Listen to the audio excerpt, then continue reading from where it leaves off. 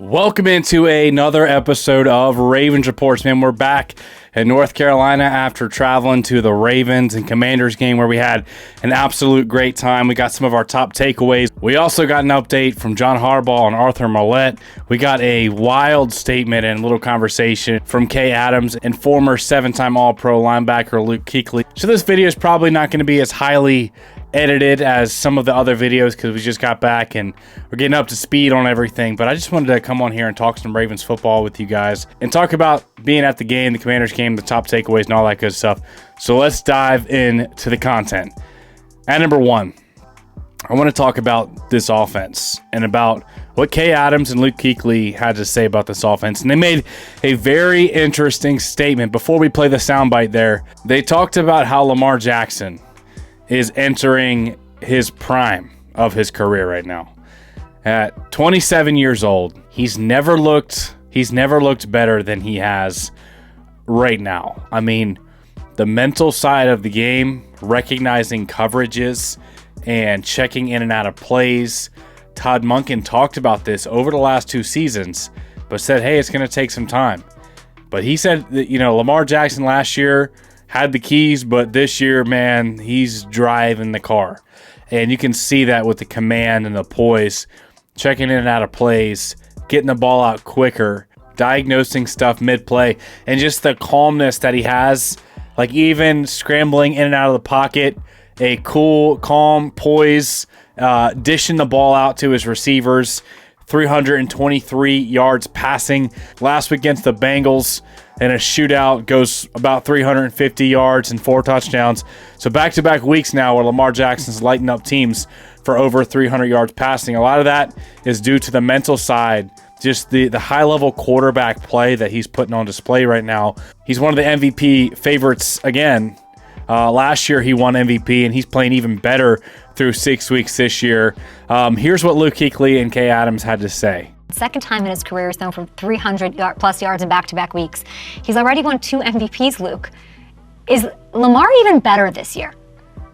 Well, I think I think so. I think he's starting to get into the prime of his career, and they've obviously brought Derrick Henry in. I think Monken's done a great job, but now look at who he's got on the offensive side of the ball. I think Mark Andrews has been really good, but now Isaiah Likely, Zay Flowers, in that 12 personnel set they have, they can run all their run game stuff. They can be big. They can go power football. They can put Pat Ricard in, and they're not limited as a receiver from the receiver threat with having 2 tight ends in Andrews and Isaiah Likely. I think everybody in the NFL would love to have both those guys, but I mean, all Lamar has really ever done is win games and score points and go to the playoffs. I mean, he's been, I think, 5 out of his 7 years in the NFL, the Ravens have gone to the playoffs. So yeah, I just think they're big, they're physical, they know what they are. Lamar's a problem. Yeah, and I think what you're saying is interesting and crazy because, well, firstly, Todd Monken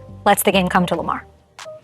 It's very obvious. So what you're saying about the Eagles, we're seeing how successful it can be in a place like Baltimore. The other thing that's crazy is that you're saying that he's getting into the prime of his career and he has 2 MVPs already, and that he's getting better, and I think you're right, and I just think that's terrifying.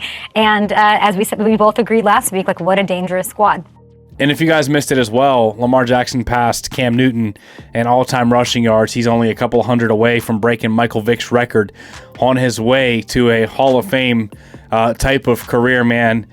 Sometimes we just need to sit back and say, man, we need to enjoy it as Ravens fans, how well the offense is. Man, you guys remember, there's a lot of dry years with the offense where the defense was carrying us, and we'd get excited if the offense put up 21 points. And now it's like expected for the Ravens to put up 25, 30, 40. Like, they are a legit offense, the best in the NFL right now in yards per game. And now you're starting to see, we said, hey, if they cut back some of these penalties, they stop missing field goals, having weird drops and stuff like that, we're going to see the onslaught of points come. And we said that through the first 3 weeks because they were moving the football. Now you're seeing it translate to points. The floodgates are opening, and there's no telling just how high the ceiling is for this Ravens offense that I think is just breaking the surface. At number 2, John Harbaugh talked about the offensive line. And, we have Patrick McCarry starting at left guard now. And Andrew Voorhees was the starter for the first few weeks. He got banged up and he got healthy again, but they said, hey, we're going to keep rolling with left guard Patrick McCarry, who was playing right tackle. It worked out really well against Buffalo, worked out again against Cincinnati, and it looks great again versus Washington. The offensive line's a big reason why the offense is humming right now, and we have time to push the ball downfield. And they're opening up holes for Derrick Henry to go absolutely bananas. Derrick Henry's being talked about as one of the MVP front runners right now, and a big reason is the offensive line. Here's John Harbaugh on the offensive line and talking about how they're probably going to keep rolling with the guys they got. They're doing a really good job, and certainly the 5 guys that played yesterday played very well and different. Looks like Andrew Voorhees lost his starting job, and that doesn't mean there's not a future here for him. I definitely think there is. This was essentially his rookie year because last year he didn't get to play at all. And he wasn't terrible when he was out there. He definitely for some room for improvement, but he's going to continue to practice. And if Patrick McCarry or Falele has injury, I'm sure Voorhees will be right back in the mix, and I'm sure he'll be a starter here on the offensive line in future years to come. And be back this week, and how much does that help if you can? Yeah, right. Very hopeful that he'll be back this week. I think there's a good chance he will be. We'll see on Thursday, Friday. But I think there's a really good chance he'll be practicing this week, and then we'll have to see from practice, if he can play or not. At number 3, a big-time addition to the defense was Yannick Ngakoue. Another year, another pass rusher off the streets that comes in and makes an immediate impact. We saw it last year with Kyle Van Noy. In his last 17 games with the Ravens, he has like 14 sacks. A guy signed off the street. And then you saw it this year with Yannick Ngakoue. Yannick Ngakoue, in his limited action, already has 4 pressures, a sack, a quarterback hit on only 16 pass rush snaps. And he got that big-time sack on Jaden Daniels. Looks really good. John Harbaugh said he looks great in practice. He's now gotten 2 practice squad elevations, and it looked good. Set the edge as a run defender, got after it as a pass rusher. So we have John Harbaugh talking about Yannick. And then we also had Yannick Ngakoue, in a speech post-game. Check out the sound bites. Yeah, it's really cool. Maryland guy, Ravens fan his whole life. Got to know him in the draft coming out a little bit, and then kind of stayed. Yeah, you kind of bump into guys. And when he came last time, really got to know each other. And he and I, we hit it off, stayed in touch all the way through. But the biggest thing is he tells me every time I see him. Every time I see him, he tells me, how excited he is to be here and how he's got our backs and everything like that. And I see it in the way he's practicing, the way he's playing. He played tremendously well, which was not a surprise because we saw him practice that way. So big addition to our team. Very excited the way he's I'm not a real good public speaker like that, but I just want to leave out with this. Life is short, man, and just going back to what Coach said about Rachel, you know what I mean? You got to cherish every moment, cherish every opportunity.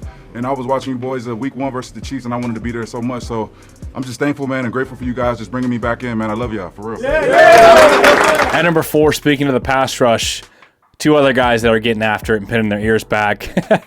Man, I just now thought of this, but so first off, Travis Jones and Justin Madubuike. We're going to talk about them in a second. But the amount of crazy duos we have on this team right now is absurd. Next up, we're going to talk about Rashad Bateman and Zay Flowers as a nice wide receiver duo. We also have Isaiah Likely and Mark Andrews as the best tight end duo in football. Right now, we also have a really nice tackle duo with Ronnie Stanley and Rosengarten playing excellent football. The linebacker duo with Roquan and Trenton, and then just a ton of duos right now. But Travis Jones and Justin Madubuike got to be among the top of the Ravens duos, man. They are playing so good right now. Travis Jones, he finally got on the stat sheet. He's been disruptive. He's been a game wrecker for the last few weeks. He's shown some of those big splashes, but he hasn't gotten the sacks. He had one, I think, taken away from him. And then you saw him get the sack on Jaden Daniels, which was awesome to see. But Justin Madubuike, man, check out the pressures that these guys are getting right now. Our guy Cole Jackson puts it out on X here. According to PFF, Justin Madubuike had 5 pressures. Owe, Travis Jones, and Ngakoue have 3. Tavius Robinson, Hamilton, and Smith 2, and then Pierce and Kyle Van Noy have 1. So pass rush is coming from multiple spots right now. Man, guys are getting after the quarterback. I like the depth. We talked about how the Ravens are going to play from a lot of leads this year because, man, they have a really good offense. They're going to be holding on to leads, and they needed another guy in the pass rush rotation to keep fresh legs, some more depth. Yannick Ngakoue, Kyle Van Noy, Dafe Owe. I still want to see some more David Ojabo, and then Tavius Robinson. Like, there's a lot of depth right now, guys that can stay fresh, pin their ears back, and get after the quarterback. And then the interior rushers with Travis Jones and Matabike is just absolutely incredible right now. At number 5, we got to talk about these 2 wide receivers that put up some really beautiful numbers, beautiful catches all day yesterday. That was so fun to watch. I was on the home sideline, section 530 or something like that, around the 20 or 30 yard line. And it's almost like watching all 22, like the angle I had. And it was great to see these receivers. You know, I could see them coming open. I could see the separation from the angle I had. And Zay Flowers, they could not cover him. And then I'm like, all right, let's see what else these other boys got. They couldn't cover Bateman. Mark Andrews goes 3 catches for 66 yards and a touchdown. Don't let Mark Andrews get hot. I told that to the Ravens fan next to me, because if Mandrews gets hot, on top of what Zay and Bader are doing, I mean, this passing attack is going to be nasty. I mean, deadly, especially if the offensive line keeps holding up how they are. Derrick Henry, Zay Likely, Nelly, and Tylen getting in on the action as well. The offense just has so many different ways to beat you. You can't hone in on one guy. But Zay Flowers, 9 catches, 132 yards. Rashad Bateman, by the way, those 9 catches were in the first half and broke the franchise record. They put it up on the Jumbotron. But Zay Flowers, the most receptions in a half by a wide receiver in Ravens history. 9 catches, 132. Bateman, 4 for 71. Man, I love me some Rashad Bateman. When they look to him as the first progression, he gets open. And I think Lamar and him are building trust. And even more importantly, Rashad Bateman's getting the trust of Todd Monken, like putting him in on the number 1, number 2 progression, getting him some more design targets is beautiful to see. But, he makes the most of his targets, 4 targets for 4 catches and 71 yards. Rashad Bateman, heading into this game, was averaging over 15 yards a pop per reception. And in this game, he averaged 17.8.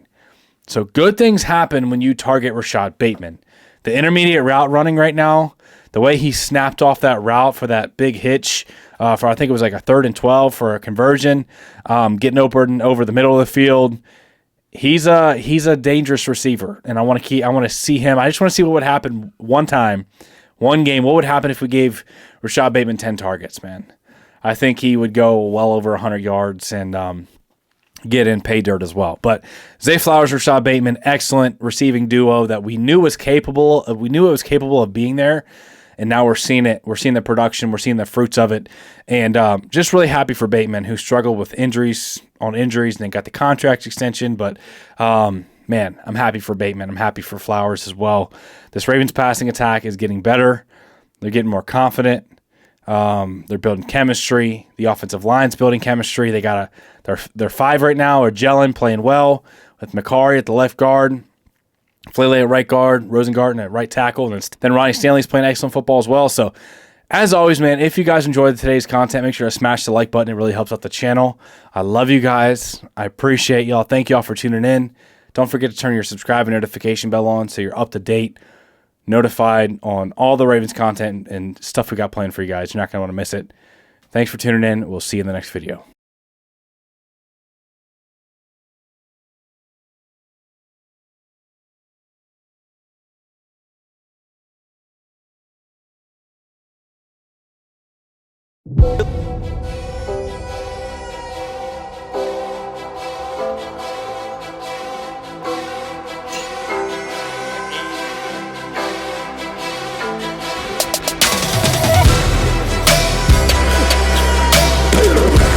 When he wasn't looking, he ran me over.